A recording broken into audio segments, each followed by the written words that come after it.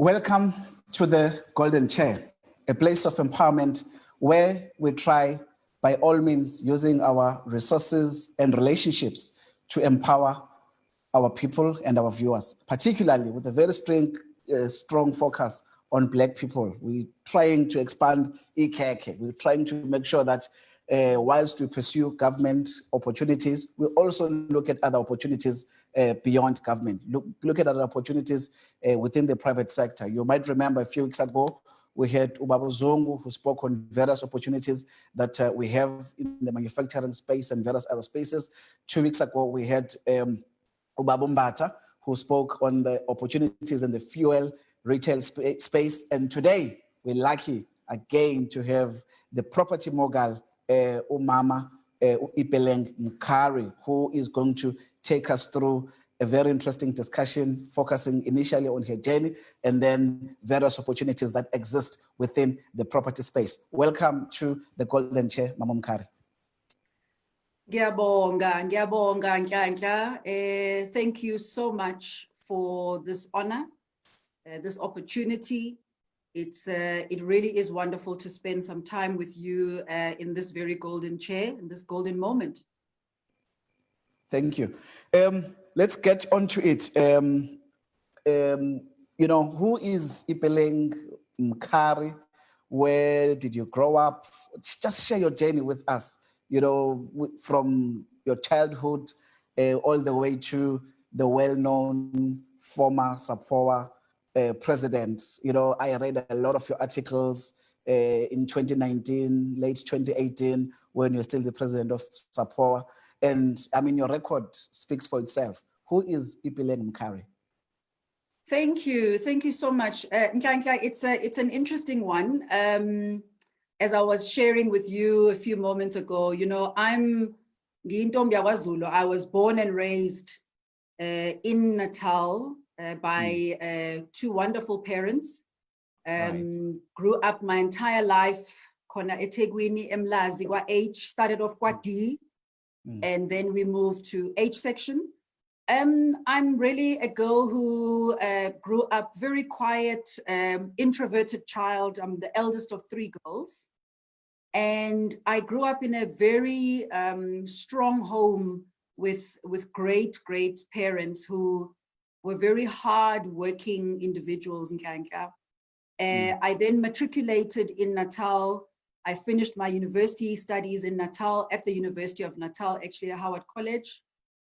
Right. And after that, in 1996, I completed my degree, my undergraduate degree, and decided in 1997 that I was going to go to Johannesburg. And to be very honest, I've never been back since.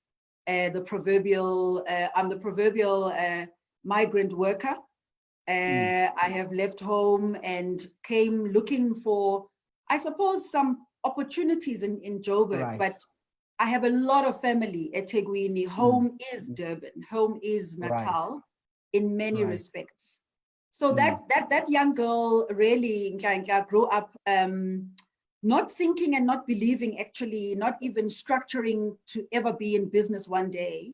But I think that my journey, when you talk about my journey and explaining my journey, I can really call it one of a lot of challenge, a lot of hard work, littered with a little bit of luck, I think, along the way as well. And today I find myself here, being in Johannesburg. I think it's my 23rd or 24th year, 24th year here in Johannesburg. I've really settled and become a Joburger. I've married here. I've had all my children here. And so that's the journey, I suppose, from a personal perspective of who I am. And it was interesting when you were asking me earlier, Ngumamuloto. So I'm born of Abawamuloto, Abase Rustenburg. And I think something that a lot of people don't know about me is that in many respects, I'm a mixture of so many things. I'm a person who loves languages. You know, born of a Xhosa mom, raised by a Xhosa mother and Tswana father in Natal. Yeah, there's nothing really that I don't know about culture and language and people. So that's Ipeleng. Right. That's who she is. Wow, an interesting story, Mkhaya. Now, that first break into property? How did you get into the property space? A space that you all know is predominantly not just male dominated, but white male dominated. You know, you've been able, one, to penetrate it, not just yesterday, but several years ago. And how did you come about to such a very interesting, competitive industry? Highly competitive, Nhlanhla. In fact, my journey goes back to 1998 when I started my business. So I won't go into the detail about it, but really, when I started in 98, I wanted to build a soft services business. I started in what is called CCTV, closed circuit television, working for another company. And eventually I left that company to start my own doing this. But the birth of the business that I'm still in today, that is now the property business, started really in the half of 1998, around about September, when my previous business partner and I, also a Durbanite, also grew up in Natal, decided that we wanted to start this business called Motseng Investment Holdings. And 2 or 3 years into it, in fact, 2 white men approached us in Nhlanhla. We were running a little CCTV outfit, and we were approached by them who were already in property doing property management. I think when you look at the history of our country, 1998 was 4 years post-democracy. That's right. BEE was not really, there were no codes. It was legislated, but there were no codes. And so companies were trying to figure out this thing called Black economic empowerment. And we were approached by a property business called Marriott. Marriott, many of you might know Kingsmead down in Durban. There is a company there called Marriott. I think it's still there today. And they approached us to partner with them in a property management business, not ownership, property management. So Tina, we started with 2 large shopping centers managing a Pavilion shopping center, which was a shopping center that we all have grown up seeing. And the other one is a shopping center called Westgate here in Johannesburg. In Joburg, you know, all I can say, Nhlanhla, is I think if it weren't for that entry through those individuals who needed a BEE partner, possibly we may not have entered the market in the way that we did. And it was a very soft entry, because we were able to manage contracts and grow our business. That's right. Wow. So it was facilities management at the time. It was actually facilities management, principally property management. So many of us, you know, Mina growing up in Natal, what was fascinating for me was when we were approached by this company and we said to them, what do you do? And they said, no, we manage shopping centers. So we are what we're called center management. Now, a lot of young people, when I was growing up, going to the pavilion was just about shopping. You don't realize that there are people in the shopping center managing it on your behalf, managing the tenants, managing the outputs, managing the footfall, the marketing, the operations. That's what we were doing. So in a way, our entry was very, very soft. I say it was soft because it allowed us to understand how properties are managed. How is it that a landlord earns the kind of capital growth or income growth that they want from their asset? It is through good property management, and that's what we were doing. Wow. And those were good 2 assets. I mean, these are not small shopping centers. The Pavilion is quite a big one, and the Westgate is also a big one. It is, it is. You know, they were large.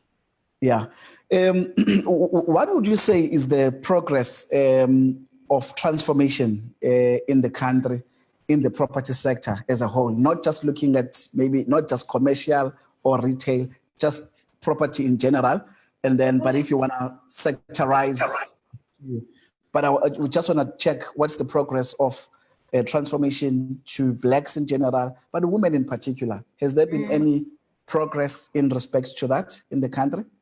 I think it's such an important question, Nhlanhla. So I want to give some context first, if I may. The property sector research that we know that has been done by the Property Sector Charter Council as far as recently as 2016-17 tells us that this market is a complete or consolidated market of about 5.8 trillion rand. Now, it's divided into a number of sectors, as you suggest, Nhlanhla. Yes. So you're talking commercial, you're talking residential, which is actually, I think, the second largest, if not the largest. You've got a large component, which is government. When you start talking commercial, you must break it down to hospitality and industrial and so forth. So it's a significant sector. Let me just start off by saying that. That's the context I want to give. When you start talking about transformation, Nhlanhla, whether you're talking about ownership of assets in the hands of Black people, That's right. and I'm talking now ownership of assets that are unlisted assets, just homes, you know, properties that are buildings, offices. Nhlanhla, it has improved, but it is still dismal. When you listen to a lot of what researchers or analysts will talk about, they often will reference a listed property. Now, in listed property, I know that at least 2 years back, the actual transformative value of ownership by Black people was something like less than 1%. And it's quite scary. It's quite scary, actually, Nhlanhla. And one can get quite romanticized about this thing because we work in the industry so much. We know Black people who are in the industry a lot. And so sometimes we can forget that actually the people that we know are such a tiny microcosm of this very large sector. So transformation in the last 5 years has actually regressed in the property sector, unfortunately. In fact, in the last 2 years, I know that the CEO of the Property Sector Charter Council was reflecting on research that they did that showed that, in fact, just the transformation measurements of Black women in the sector, Black individuals in the sector, ownership levels was actually regressing. And it's a real challenge for a number of reasons, Nhlanhla. As companies grow their assets become larger and larger. And so that's right. If Black people can't continue to grow alongside, obviously we're going to have a real dilution. So there is a challenge in the sector. If I have to reflect on it personally as Ipeleng and look at my journey of 20 years, yes. There's been a lot of change over that 20-year period, because we've seen, I think at a business level in terms of employment equity, directly within the sector, procurement, yes, there has been that movement. And Nhlanhla, I think that really stems from the fact that we've had legislated requirements. Companies have got to change and have got to transform. And I think the sector in property, we are just as challenged like many other sectors in our country. The one thing we have going for us, that's my last point on this discussion on transformation. I think that we have a sector that is very committed to transformation.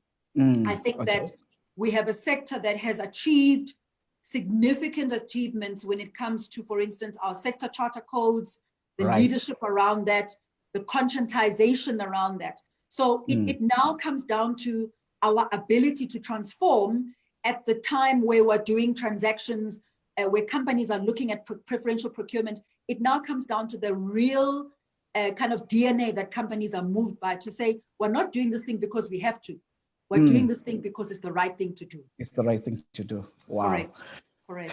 5.8 trillion rands, those are the assets, the asset base. Correct. Yes. So 5.8 trillion, let's rather say 6 trillion rand asset base, and Black people within the listed space, within the listed asset space, they only own less than 1%. There's a lot of work to be done. Lots of work. Remember, 5.8 trillion is not just the listed, but there is a lot of work. Everything. That's right. Yeah. There's a lot of work to be done.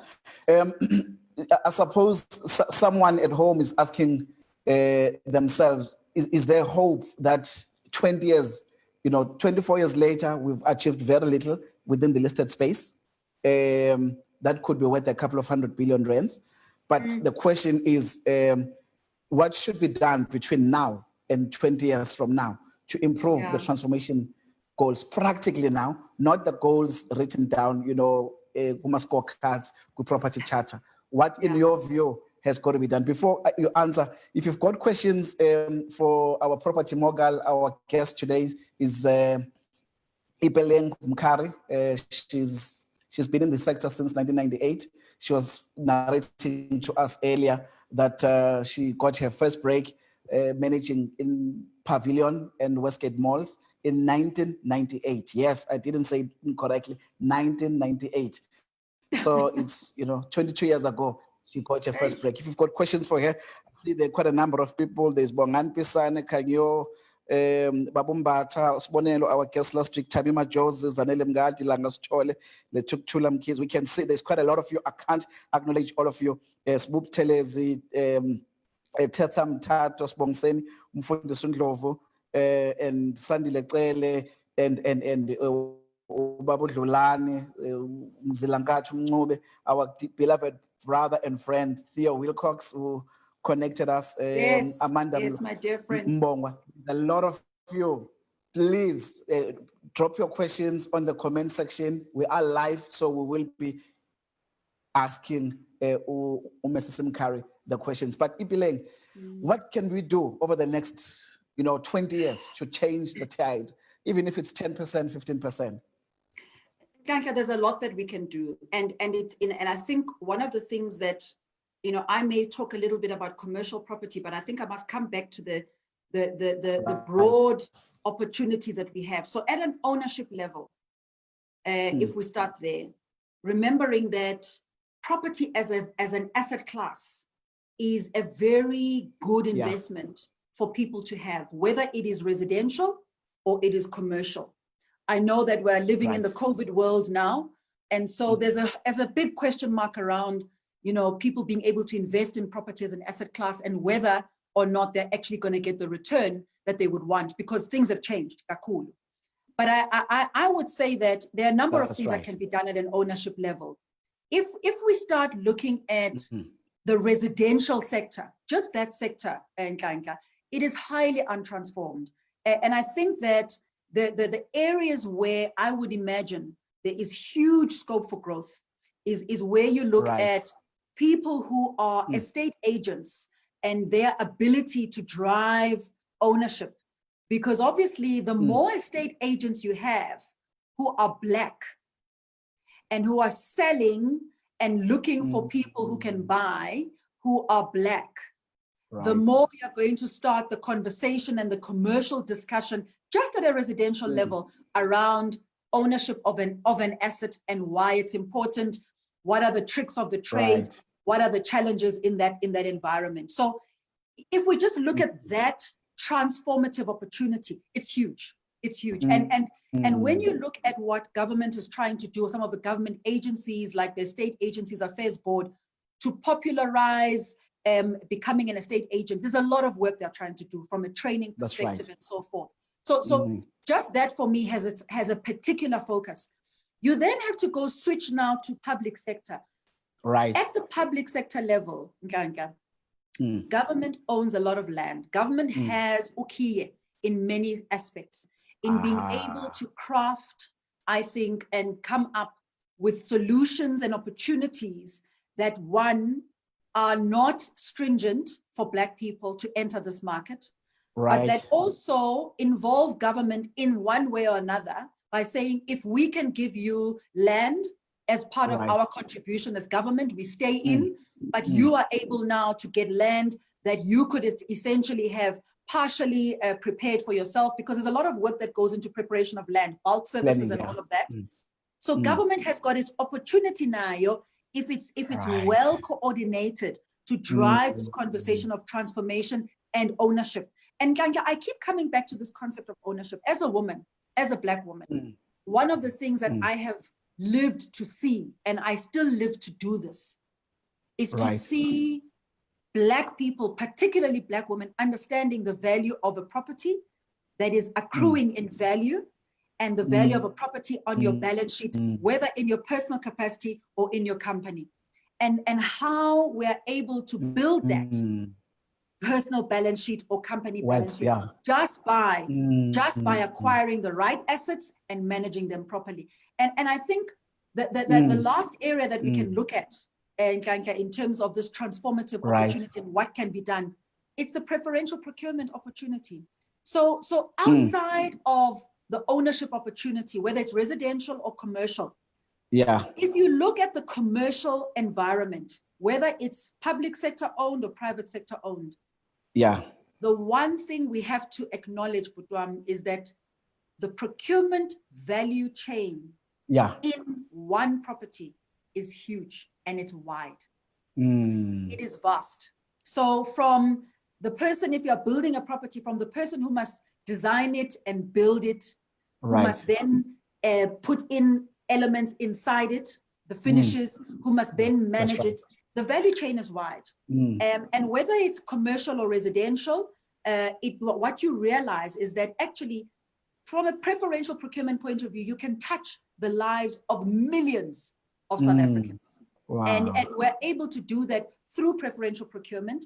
Not preferential procurement for large companies, but preferential procurement where you really go down at a localized level. And I think it's one of the things that I tweeted about for this conversation, to say, this is a highly competitive market, highly. You've got businesses in this sector that really, they're not monopolistic in their structure, but really their behavior is, right?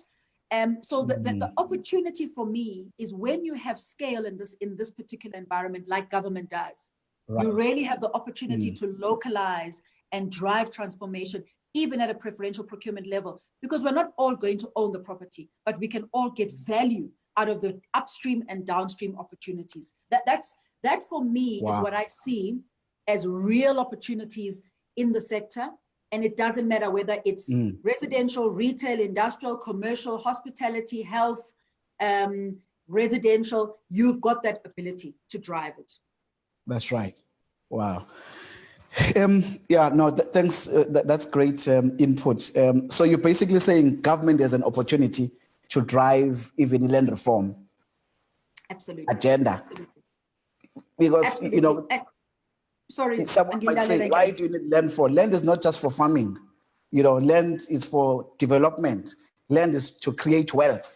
Land is to, it acts as collateral when you need to take a loan. Land, you can develop residential, you can develop commercial, retail, etc., etc. So my next question, we want to come back to transformation again as we're about to close, because I think I know we're going to get a lot of questions on that one.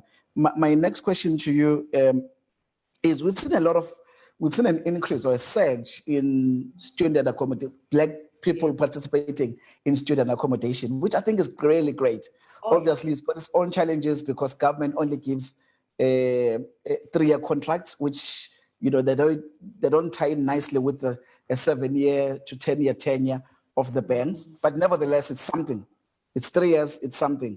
So how can we get more people to participate in such a big sector? Because you've got universities, you've got TVET colleges, which also require student accommodation. You've got NSFAS providing funding, which I think is soft landing for Black people if we get contracts. How do we ensure that we expand this market? How can we improve on the student accommodation sector? I think one of the key ways that we can do it, Nhlanhla, is firstly by making sure that we actually involve the tenants, the students themselves.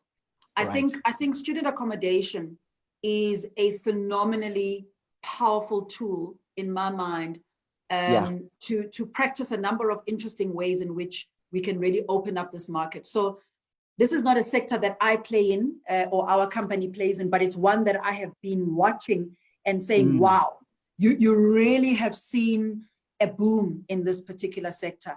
And I think what has allowed the boom, Nhlanhla, one, government recognizing that actually they can't be the be all and end all. They cannot be the be all and end all in terms of trying to provide it everything.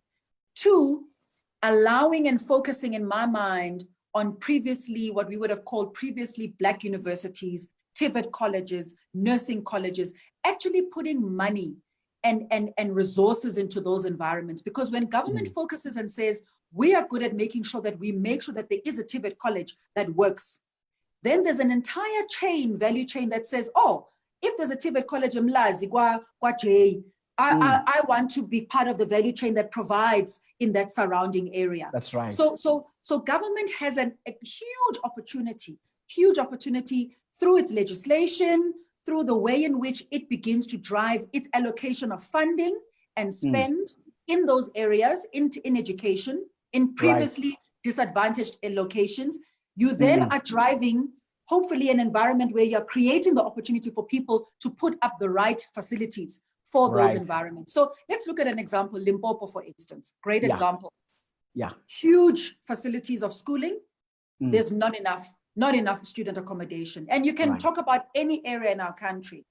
I think the second thing that we should be looking at is to say, how do we also begin to find ways in which the very students who are actually now occupiers of these properties become part of the ownership structures. So for instance, I like some of the kind of mechanism that government has, low-level public-private partnership. Here we have land as government, but we want someone to assist us. Developer, come, but don't just come on your own. Make it a structure that is local and make it a structure that actually has the benefit and the interest of the very people that are going to use it. So I think there are ways. Nhlanhla. And I think what we are seeing, certainly in the private sector in Cape Town, I mean, it's a very, very dominated environment in terms of student accommodation. But it's very much the established players. So where I think there's opportunity, and established players for me are interesting because you're seeing a vast range of types of players, even young people who've now decided, I'm 25 years old, I'm going to put up a structure. That's powerful for me. So we need to translate that out of these urban areas into your more, under-invested environments. And I think, unfortunately, whichever way you look at it, a huge focus comes back to government. Yeah. I've got a few questions. Our friend Theo is saying ownership and management is still a challenge in our industry and transformation. And then Usbonelo is asking, have you ever bent your fingers in this space? If so, what would you please share with us? Too many times. And then the last question is from Uvelemsen Mtiane, is about where he is interested in student accommodation, property business, what institution of finance can one knock its doors other than traditional banks? So maybe those are the three. Thank Amanda you. Mbonga, she loves you. Angizwa? Amanda Mbonga, uthi she loves you so much. I love her too. Ngiyabonga siswami. Ngiyabonga. Yeah. So Nhlanhla, let me just say that I've burnt my fingers so many times. I think one of the things that we have to demystify about, and I must congratulate you. I was really blown away by your profile and what you've achieved in a township that I grew up in terms of putting up your own structures or converting entities into education facilities. I have burnt my fingers seriously. And I think, it's about a learning journey. So some of the things, Nhlanhla, for instance, that I've learned is, starting off as a service provider into this market and not assuming that we could start off as an owner helped us quite a bit to avoid making big mistakes. But it doesn't mean that we haven't made any along the way. And I think, some of the issues that I've lived with are really, if I look at the journey that I've gone along is losing out on opportunities because you're not properly prepared, because you don't understand funding requirements, you don't have, the right partners, you assume that because you've got a profile that says you're a Black woman-owned business or Black empowered, that, everything is kind of lined up for you. So there've been a lot of lessons along the way. But I think in that journey, what has happened is that we have refined our understanding of what's important. So I want to come to this comment around funding, because one has learned along the way that really traditional banks are great, and we've raised money from many traditional banks, and it's taken a long time to get to a point where they trust you and they can lend you 1 rand. But there are a number of other institutions in Nhlanhla. And I mean, we can focus on student accommodation, but also let's understand that there are, for instance, if you are in housing and you are developing housing, for instance, there are structures like the National Housing Association, for instance, that actually supports developers to put up structures, gives them the kind of funding that is required. You have the likes of your SHRA that are there to provide grants for social housing development. Student housing is not quite seen as social housing development, but certainly what we are seeing is that there are a number of, in Gauteng, for instance, a number of agencies within the city that also are focused on saying, if you want to put up a retail development, certainly a few years ago, they would not give you funding if you didn't have some housing elements, whether you know, kind of concentrated housing that is a high-rise housing and so forth. So there are institutions that are not just traditional, that are actually semi-state owned institutions. There are also many institutions that I know have walked away from your traditional property, but will look at, for instance, hospitality. So for instance, an IDC will not look at a commercial building, but will fund a manufacturer and they will own the property, but they're funding the manufacturer. Or they will fund a hotelier to develop. So one does have to do a lot of research, but there is money out there. I think the key factor, Nhlanhla, is this: understand the market, understand what it is that these funders are looking for. And I think the challenge that we are faced with as Black developers and Black property people, it's not the debt funding. Debt is available, Nhlanhla. Debt is available over and over. Yeah. It's the equity. Yeah. It's the equity, Butram. And unfortunately, the sector that I'm in, you know, when you look at one property, it could be anything from 50 million rand to 100 million rand to a billion rand. You know, and you know, it's the equity is all important. And without equity, it becomes a challenge. So maybe let's focus a little and talk about, there are places that offer equity, but what I've found, Nhlanhla, is that track record becomes so important, because if you're not coming, you know, I don't have 100 million rand. I can't come to a client, a funder and say, I've got my own money, give me another, you know, give me 200 million. Typically, if you're wanting to raise for a R1 billion portfolio, 10 properties, let's say, you know, the funder is going to say to you, no problem, I'll give you 70% debt, 30% equity, but what are you going to give me? What can you put in that 30% equity? And often we lose opportunities because we just don't have it. Yeah. Well, my advice to people, because there's someone who's probably about to start or who's just started, start small and grow and show track record and be patient. Do not rush. You know, in Malokshini, we've got TVET colleges, we've got universities. Start with those back rooms, out 10, and go to the nearest bank and say, I've been running these 10 rooms. I don't have a contract with the university or a TVET college, and grow from there and say, I'm charging these kids 1,000 rands, I'm collecting 10,000 rands, but I've been doing this for 3 years. Now I've added another 10 rooms, I've got 20 rooms, I've got another 4 rooms, I added another 10 rooms. Now I've got 30, 40 rooms. Now I can go to the university and say, I need a contract, convert these rooms into student accommodation. But guess what? You've got track record of running property management, maintenance, fixing the things at a smaller scale. By the time you go and look for your first R1 million, you've got the experience of having run a 300,000 rands a year outfit or 400,000 rands a year. Guess what? It won't happen overnight. 20 years later, you'll be talking about R1 billion. But guess what? The key is to start small and build that portfolio and build that capital base, asset base, because without an asset base, you don't even have collateral and you won't even have the cash to be able to contribute as equity. So to someone who's watching there saying, when the figures are too huge, well, start where you can, with what you can afford. We always say when you start a business, start from friends, borrow from friends, family, and familiar people. Thanks a lot. I mean, we're learning a lot. I'm excited. I'm excited. We are obviously aware of funding constraints, that we have as Black people. Is there anything that we can do to reduce that equity from 30%? Who are there partnerships potentially that you can enter into? Because I want a building, let's just take a small number.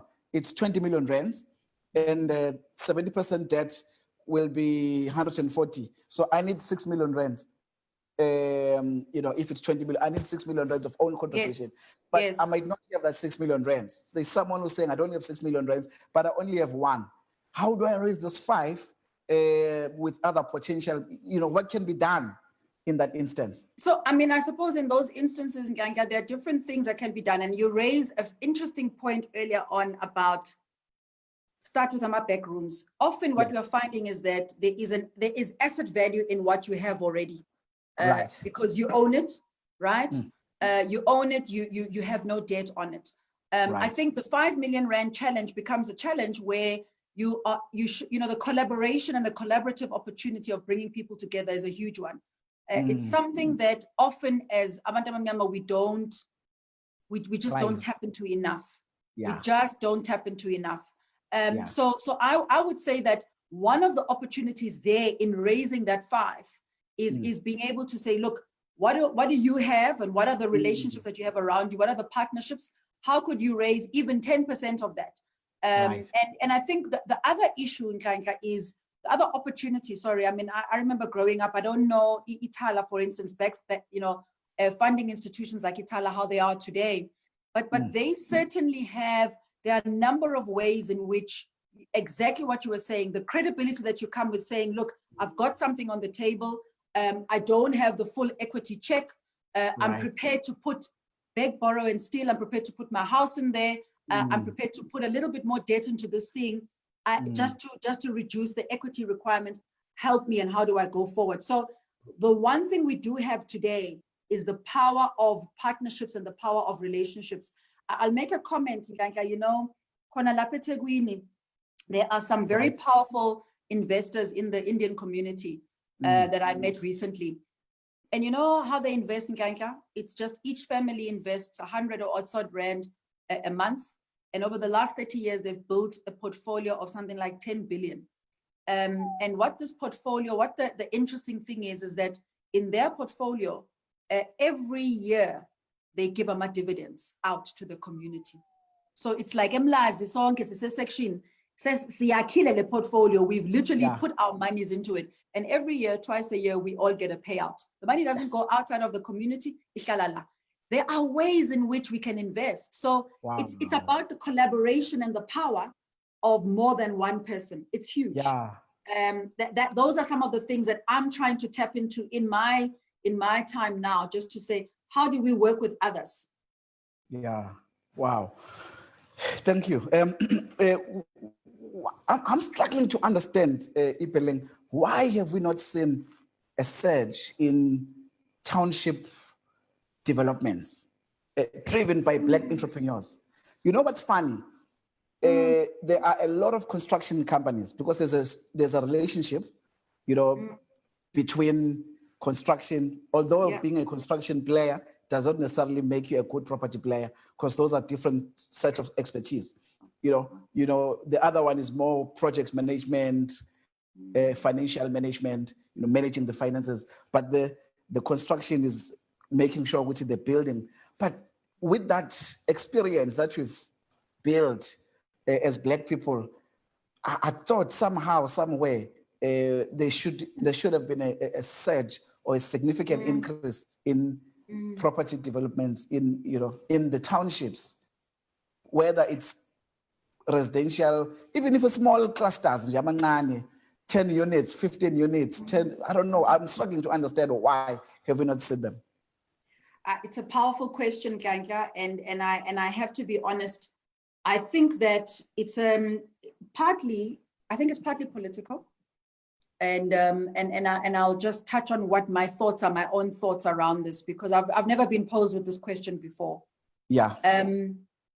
So the politics of money, in my mind, is that developers who are established have seen the power of the consumer in the Black person. And so what we've seen is a surge and an influx and an infiltration almost of retail in townships. Right. So retail has sprung up, and all the big giants have come through and supported it. That's right. And I think the politics of money is such that people don't look at their own environment and say, hang on, we have people who have the power of the rand that Right. spend and that consume all these things that are around them.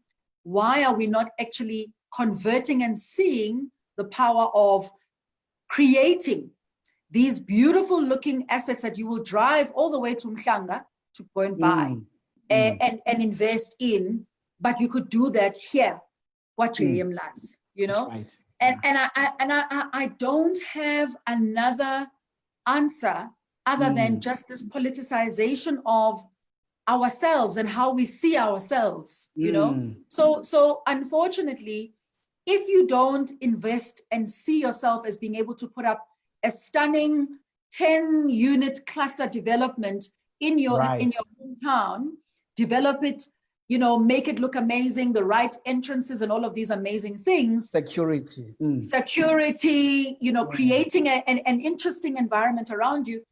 When we don't see ourselves and creating those gardens of Eden around us, you tend to look for it elsewhere, wherever it is going to be provided, right?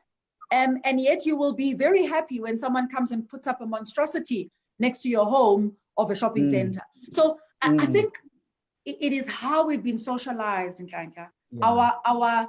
Our townships have not been seen and given that stature that say, hang on, this is where we should be starting to invest. This is where we should be putting up structures. And I think that it's a powerful challenge, actually, to us, that you're even asking the question. And I certainly, for me, it's something that I, as someone who's in the property world, I'm asking myself, but what would stop us from doing that, in fact? Absolutely no reason why, But thanks a lot. If you've got questions for Ipeleng, please drop them here. Someone is saying failure should be embraced as it's often a learning experience. So as part of making mistakes, he was just encouraging us that when you try and fail, it's not the end of the world. My last question to you before I take questions from the viewers is, what other opportunities would you say exist within the property space, in the entire value chain, that someone who's watching there is saying, well, you're talking about big numbers. I don't even have 100,000 rands to start off, but I want to get into the property space. You know, vertical integration. What else? What else exists in the space that they can do? I think I don't want to talk big numbers only. I want to say to anybody who's sitting out there, that's how I started. I started so small. Really, a good 12 years of my start was just about, you know, installing cameras, providing security guards, providing cleaning services.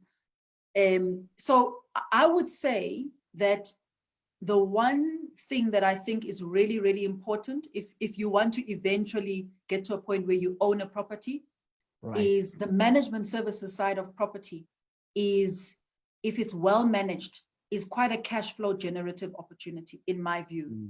And I think that that's the one comment I will make around, you know, starting small and not necessarily saying, I want to start and buy a big property. Two, I really want to underscore and underline this comment around, you know, homes and residential properties are a really sure winner. Here we are in Nhlanhla, in COVID. People are working from home. People are living at home. People are doing everything at home. Home is the office. Home is home. It's the office. It's the holiday place. It's everything. So if people can begin to understand actually that investing in my home, even investing more in your bond, to make sure that the home that you own could be used as an opportunity to start raising more money to buy one other property. That's right. And there are real opportunities in starting small and starting and looking at residential opportunities, even in and around our homes in Mlazi. So I think that there is, you made a brilliant example earlier on around, here are my back room, here they are. How are you actually using those opportunities to create a cash flow generative opportunity? Property is one of those areas of businesses that can have huge barriers to entry because of the assumption that, oh, I don't have millions of rands, but yet you can start small. You really can start small. I think the other last comment to make, you know, abantu bayahlangana and we collect money kuma-stokvel. Yeah. There's nothing wrong in collecting together to acquire something like a property together. So there are many ways in which we are able to enter this market at a low level. And I really support the comment of saying starting small. Those would be some of my thoughts. Yeah. Look, but if you've got the money, if you've got the cash and you've got the backup and the backing, you can grow to do big assets, you know, definitely. But if you're starting out, start small. Sorry, you wanted to say something? No. I was going to say something that you said earlier, Nhlanhla. It's the one thing about property that is very unsexy. Yeah. It takes a long time. Patience. It takes a long time. It's really about a patient game. And I think that you've got to be able to ride the peaks, to have the joy, but then also things can go south. So it's having that understanding as well. Yeah. You are in it for a long haul. You know, the tenure of the loan could be 10 years, could be 7 years, if you like. It could actually be 15 years, depending on how the transaction is structured and the risk and the debt, you know, put into the transaction. So it's quite important. If you're looking out there, if you want to be a property player, it doesn't take 2 years, it doesn't take 3 years for you to be successful. You must give yourself sufficient time to be successful.